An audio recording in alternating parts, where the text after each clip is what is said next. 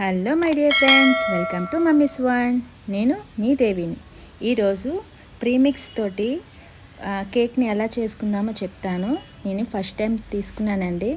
ట్రోపలెట్ company all time cake mix అనండి. ఇది eggless ఉంటుంది, అలాగే వెనీలా ఫ్లేవరు నేను తీసుకున్నాను. ఇది పూర్తిగా ఎగ్లెస్ ఉంటుంది, ఎగ్ తోటి ఉంటుంది. నేనైతే ఎగ్లెస్ ప్రీమిక్సే తీసుకున్నాను విత్ వెనీలా ఫ్లేవర్ అనమాట. ఇందులోని ఫ్లేవర్స్ కూడా చాలా రకాలు ఉంటాయండి. చాక్లెట్ ఉంటుంది, రెడ్ వెల్వెట్ ఉంటుంది, చాలా ఉంటాయి. ఇలా బ్యాక్ సైడ్ ఏమో ఇలా ఇంగ్రీడియంట్స్ క్వాంటిటీ రాస్తారు. సో ఇంగ్రీడియంట్స్ మొత్తం రాసిన తర్వాత నేను ఇది ఓపెన్ చేసి కూడా చూపిస్తాను. చాలా సింపుల్ అండి ఇది చేసుకోవడం, దీంతో కేక్ చేసుకోవడం. ఇందులోని మనం ఇంకేవి మనం కలుపుకోని అవసరం లేదనమాట. లైక్ పెరుగు కానీ పాలు కానీ ఏం మిక్స్ చేసుకోవసరం లేదు. ఇందులోనే షుగర్ కూడా మిక్స్ అయ్యి వస్తుంది. బేకింగ్ పౌడర్, బేకింగ్ సోడా మొత్తం అన్నీ మిక్స్ అవుతుందనమాట. సో నేను ఇది ఎలా ప్రిపేర్ చేసుకుంటున్నానో చూపిస్తాను. ఇప్పుడు 1 కప్ తీసుకుంటే మనకి హాఫ్ కేజీ బేస్ రెడీ అవుతుంది కదా. సో దానికోసం నేను హాఫ్ కేజీ బేస్ కోసం 1 కప్పు పౌడర్, ప్రీమిక్స్ పౌడర్ అయితే తీసుకున్నాను. దానికోసం 1 కప్పు వాటర్ని తీసుకున్నాను. అందులోని 1/2 కప్పు ఆయిల్ పోసుకుంటున్నాను. అంతేనండి. ఈ 2 ఇంగ్రీడియంట్స్తోనే మనం ప్రీమిక్స్ కలుపుకోవచ్చు. ఇందులో ఇంకా మనం ఏమీ వేయవసరం లేదనమాట. నాకైతే చాలా బాగా నచ్చింది, చాలా బాగా కూడా వచ్చింది. మనం ఆయిల్ పోసిన తర్వాత వాటర్ని కొద్దిగా యాడ్ చేసుకుంటూ కన్సిస్టెన్సీ చూసుకొని కలుపుకోవాలన్నమాట. సో ఇది ఎలక్ట్రికల్ బ్లేటర్ అయితే అవసరం లేదు. దీనికి బెలూన్ విస్కర్ ఉంటే బెలూన్ విస్కర్ తోటి జాగ్రత్తగా కలుపుకుంటే సరిపోతుంది. ఇది మనకి ఇందులో ఫ్లేవర్ కూడా ఉంటాయి కదా. మనం బయట వెనీలా ఫ్లేవరు ఎసెన్స్ అయితే మనం వేయవసరం లేదు. ఇందులోనే ఫ్లేవర్ కూడా వచ్చేస్తుంది డైరెక్ట్గా. మనం వాటర్ కన్సిస్టెన్సీ చూసుకుంటూ రిబ్బన్ కన్సిస్టెన్సీ వచ్చేంత వరకు బాగా మిక్స్ చేసుకోవాలన్నమాట, లంప్స్ లేకుండా.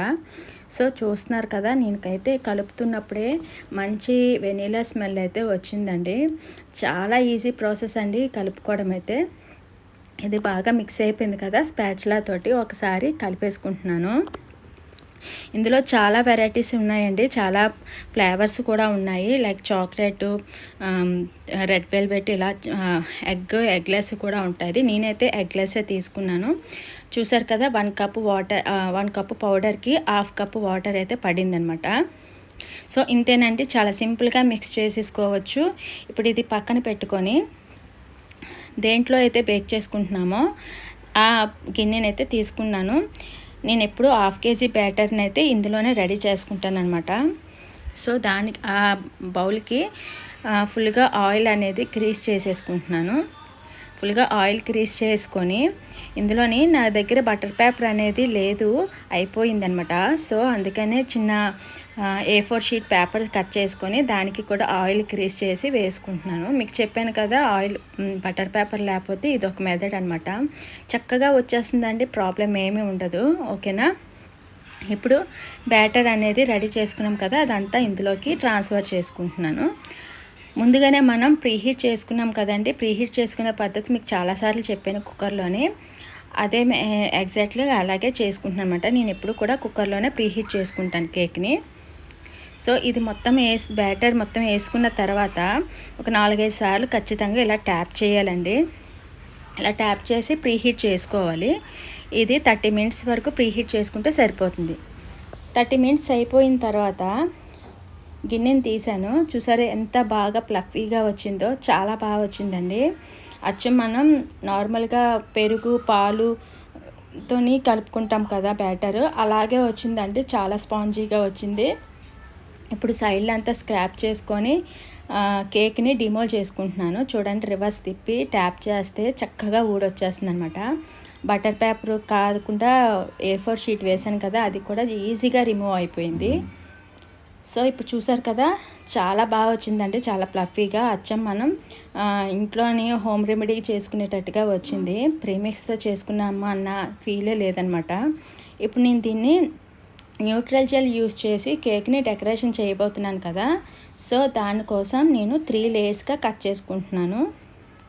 ఇలా మనం 4 లేయర్స్ అయినా కట్ చేసుకోవచ్చు, లేదు అంటే 3 లేయర్స్ అయినా కట్ చేసుకోవచ్చు. అది మన చాయిస్ అనమాట. నేను ఎప్పుడూ కూడా 3 లేయర్సే కట్ చేస్తాను. ఎందుకంటే మనకి ఆ కేక్ తినే ఫీల్ కూడా ఉంటుంది, క్రీమ్ తినే ఫీల్ కూడా వస్తుందన్నమాట. ఎగ్జాక్ట్లీగా 3 లేయర్స్ అయితే సరిపోతుంది. ఇవి వేరే ఒక ప్లేట్లోకి ట్రాన్స్ఫర్ చేసుకొని బోర్డుని క్లీన్ చేసుకొని బోర్డుకి కొద్దిగా క్రీమ్ అనేది అప్లై చేశాను. ఎందుకంటే మనం బేస్ పెట్టిన తర్వాత తిప్పుతూ ఉంటాం కదా, ఇటు అటు జరిగిపోకుండా స్టిక్ అయిపోయి ఉంటుందన్నమాట. సో ఇలా ఒక బేస్ పెట్టిన తర్వాత షుగర్ వాటర్ తోటి ఫుల్గా సోక్ చేశాను. ఇది నార్మల్ వాటరేనండి, నార్మల్ షుగర్ వాటరే. దీన్ని పాకం పెట్టుకోవడం చేయడం ఇవేం అవసరం లేదు. ఒక గ్లాస్ వాటర్లోని షుగర్ వేసుకొని కరగబెట్టేసుకున్న తర్వాత అది వాటర్ వేసుకోవడమే. సో చాలా సింపుల్. ఆ తర్వాత క్రీమ్ని యాడ్ చేసుకొని విప్పింగ్ క్రీమ్ని మొత్తం అంతా స్ప్రెడ్ చేసుకుంటున్నాను. మొత్తం అంతా బాగా ఈక్వల్గా స్ప్రెడ్ చేసుకోవాలి. ఎక్కడ ఎక్కువ తక్కువ లేకుండా ఈవెన్గా స్ప్రెడ్ చేసుకొని సైడ్లో ఏమైనా ఎక్కువగా ఉంటే ఆ క్రీమ్ని సైడ్ క్రమ్ కోట్ కింద పెట్టేసుకోవాలన్నమాట. చూస్తున్నారు కదా, సేమ్ యాసిటీస్గా అన్ని లేయర్స్ కూడా సేమ్ ఇలాగే వేసుకోవాలి. ఇది వెనీలా ఫ్లేవర్ కాబట్టి నేను ఫిల్లింగ్ కోసం మిల్క్ మేడ్ యాడ్ చేస్తున్నాను. చాలా మాత్రం మటుకు మిల్క్ మేడ్ అయినా లోపల ఫిల్లింగ్కి ఏమీ వేయరండి. వెనీలా కేక్ అనగానే జస్ట్ క్రీమ్ అప్లై చేసి ఇచ్చేస్తారు.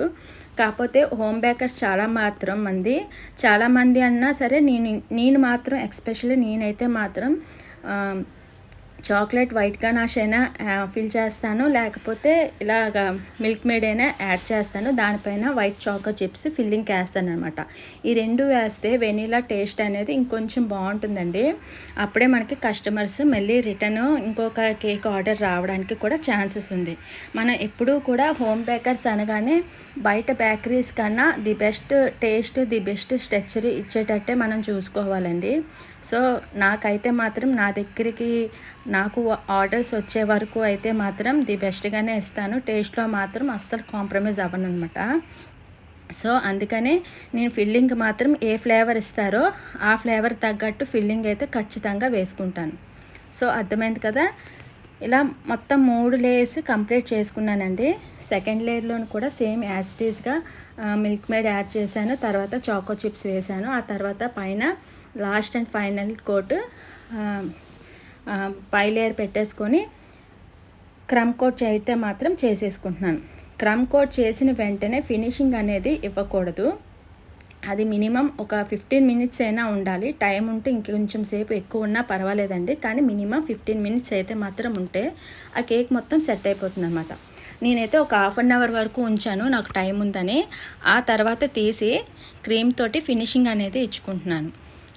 సో ఫస్ట్ అయితే ప్యాలెట్ నైఫ్ తోటి కొద్ది క్రీమ్ తీసుకొని సైడ్ అంతా క్రీము అప్లై చేసుకుంటున్నాను. మొత్తం అంతా ఈవెన్గా ఉండేటట్టు అప్లై చేసుకోవాలండి. ఒక దగ్గర ఎక్కువ ఒక దగ్గర తక్కువ లేకుండా ప్యాలెట్ నైఫ్ బోర్డుకి ఆంచుకుంటూ చేసామంటే క్రీమ్ అంతా ఈవెన్గా స్ప్రెడ్ అవుతుందన్నమాట. చూస్తున్నారు కదా, ప్యాలెట్ నైఫ్ మీదకి క్రీమ్ అనేది రాకూడదండి. ముందుకి వెనక్కి అడ్జస్ట్ చేసుకుంటూ వెళ్ళాలి.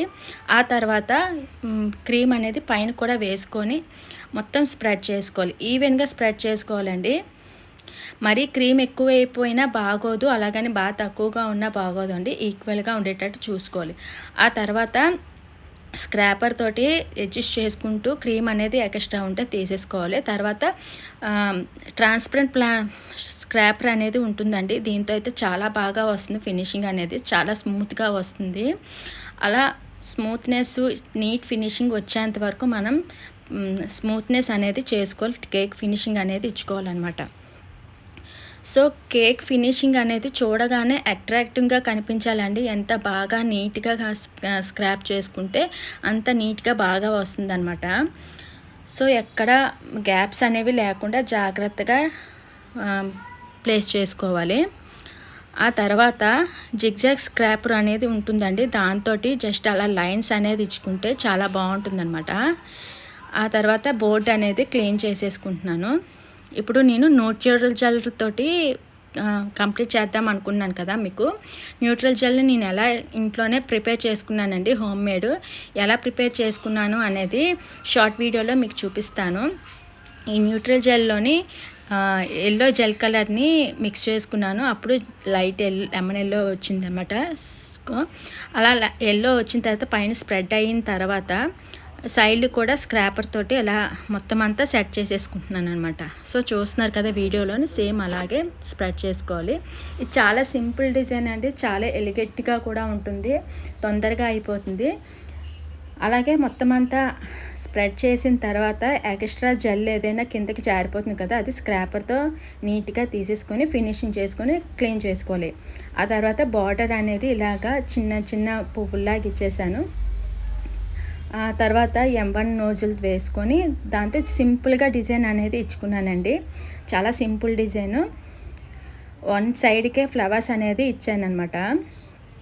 వాళ్ళు ఎక్కువగా డిజైన్ అయితే వద్దన్నారు. సో వన్ సైడ్కే డిజైన్ ఇచ్చి దాని మీద చాక్లెట్స్ అనేవి పెట్టేశాను.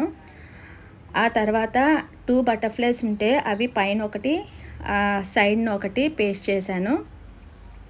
అలా మనం డెకరేషన్ అనేది చాలా మన క్రియేటివిటీని బట్టి ఉంటుంది, చాలా ఈజీగా ప్రిపేర్ చేసుకోవచ్చు. ఆ తర్వాత సిల్వర్ బాల్స్ ఉంటే మిగతా లైన్స్ లాగా ఇచ్చేసి అక్కడక్కడ స్ప్రింకల్ చల్లాను అనమాట. ఆ తర్వాత హ్యాపీ బర్త్డే అని నేమ్ కూడా పేస్ట్ చేశాను. న్యూట్రల్ జెల్ తోటి కేక్స్ అనేది చాలా ఈజీగా చేసుకోవచ్చు అండి. చాలా తొందరగా కూడా అయిపోతాయి, చాలా షైనింగ్గా కూడా ఉంటుందన్నమాట. ఒకసారి మీరు కూడా ట్రై చేయండి. అంతేనండి, చాలా సింపుల్గా రెడీ అయిపోయింది కదా కేక్. చాలా సింపుల్గా చాలా ఈజీగా ప్రిపేర్ చేసుకోవచ్చు అండి. చాలా ఈజీగా చేసుకోవచ్చు. అందులోకి న్యూట్రల్ జెల్తో చాలా సింపుల్గా చేసుకోవచ్చు. దట్టు ప్రీమిక్స్తో కదా చేసాము. కేక్ చేయడం రాని వాళ్ళు కూడా చాలా ఈజీగా చేసుకోవచ్చు. ఇంతేనండి, ప్రీమిక్స్ తోటి అండ్ న్యూట్రల్ జెల్ యూస్ చేసి ఇలా ప్రిపేర్ చేసుకున్నాను. కేక్ కనుక మీకు నచ్చితే ఒకసారి మీరు కూడా ట్రై చేసేయండి. ట్రై చేసి ఎలా వచ్చిందో అనేది నాకు కామెంట్ సెక్షన్లో కామెంట్ పెట్టండి. అలాగే నచ్చితే కనుక లైక్ చేసి షేర్ చేయండి. ఇలా మంచి మంచి వీడియోస్ కోసం నా ఛానల్ ఫాలో అయిపోండి.